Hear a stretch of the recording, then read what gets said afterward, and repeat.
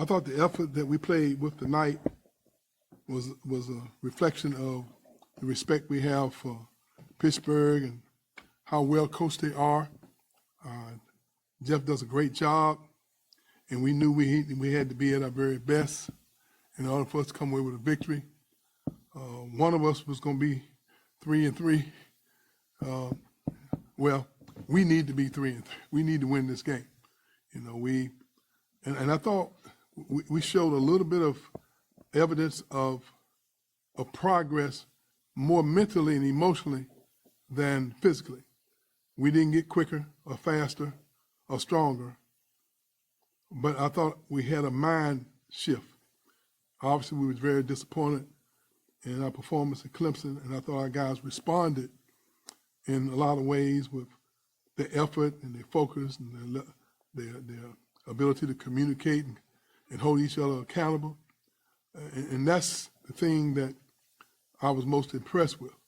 Obviously, when you're playing against a kid like Lowe, I mean, he's very capable of doing what he did the second half for the whole game. He's just one of those special guys that has that unique style that's really hard to defend. But we had a lot of guys I thought that gave us tremendous effort. I mean, I like my when Malik got in foul trouble early and Christian and Aaliyah went in, I thought they gave us good minutes. They didn't allow us to be affected too much about the foul trouble that Malik was in. I thought that Taylor, even though I think he scored 6 points and 7 rebounds, but he blocked 4 shots. And those baskets looked like they were about ready to go in. So they were timely. But overall, I think we showed some growth and maturity just in the way we responded from the Clemson game when we know we didn't play up to our abilities more emotionally and mentally than anything else. I don't know what happened in the disturbance at the end of the game. I wasn't down there. I was shaking some of the players' hands, so I can't comment on anything that I didn't see. All I know is there was a lot of commotion going on, but like we always do, we always handle things. You know, y'all, if those of you who have covered our program, we don't have issues like that. And so, however we're supposed to deal with it, it will be dealt with correctly. And of course, Malik scored 10 points out of the gate to open the second half. Just that spurt that he gave you guys over 3 minutes and 50 seconds there. How important was that in distancing yourselves? Well, I thought his response was what we had challenged our players. Matter of fact, the challenge we said to them, I asked them, was it possible that we could come out the second half and have more energy than we had the first half? And I thought they responded with the energy and the effort. We didn't play sometimes as sound as I would like to, but I thought the effort was good. And that's a good sign that we are showing that we'll respond appropriately. Seems like the emotions were pretty high throughout the whole game. Is that just the nature of this game?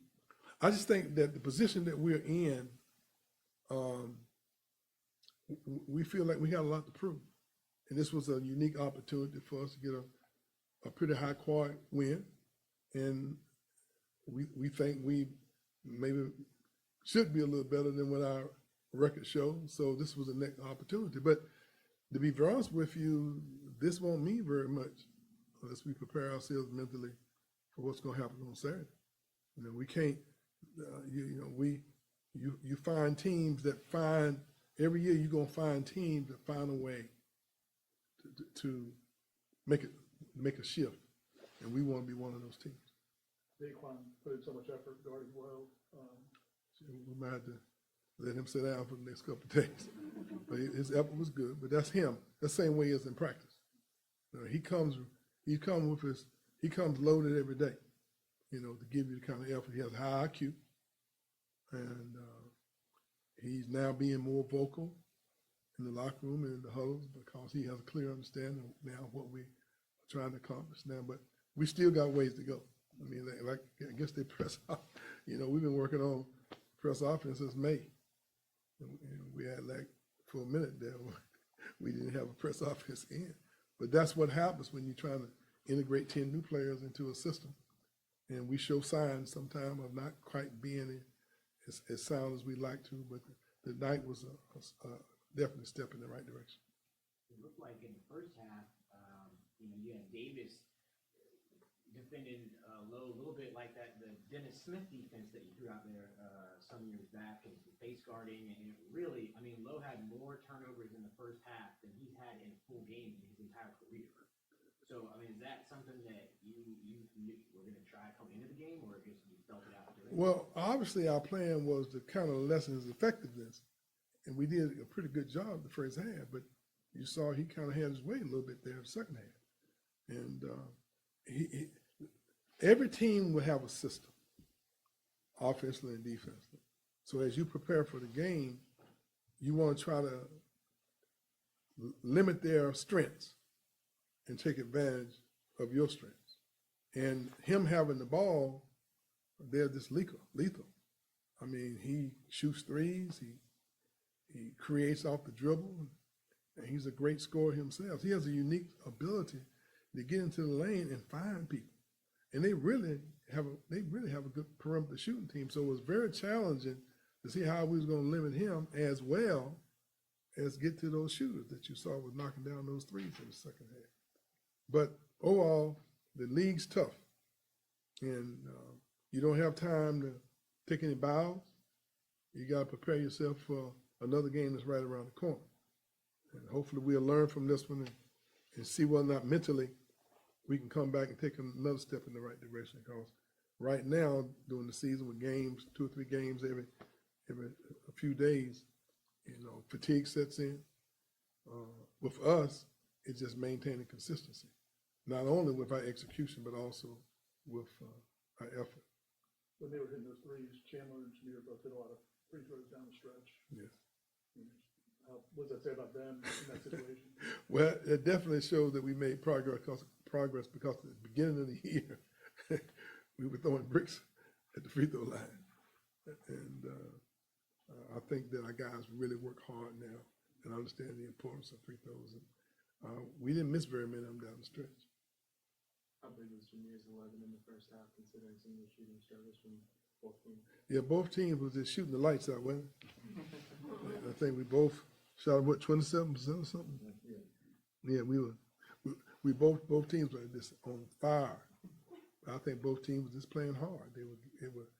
We were getting after each other, and that's the ACC. Jameer, I think, had 13 points in the last 5 minutes. A lot of that, the free throw line, obviously. But how has he been? I mean, him coming back for a year or two, of what you wanted to be the guy who can take over the games and kind of be the guy who can close out games. You're trying to protect that lead late. Well, I'm happy that he is mature enough to give us that. But you know as well as I do, you got to develop a whole team where somebody gets 6 over here, somebody gets 8 over there. And what I'm most impressed with him, that he is moving the ball, that he's making pretty good decisions with the ball, and he realizes that we need a full complement of all our players working well together in order for us to be successful over the long haul. I mean, I don't think every once in a while you see a player that can just dominate game after game, but in our league, the quality of coaches we have and the players, somebody's going to find a way to slow you up. So I like to win games by committee. And I looked down, I don't know how many guys we had scored double figures. What, 1, 2? Well, we had a lot of guys. And like Jerry Dang and Swinton and need 2 of those guys, maybe they might not show up big in the statistical column, but their effort was so important because sometimes they have a tendency to wear on your opponents. Anything else? Yes, sir. All right. Thank you, everybody. Thank you, Leonard. Appreciate it.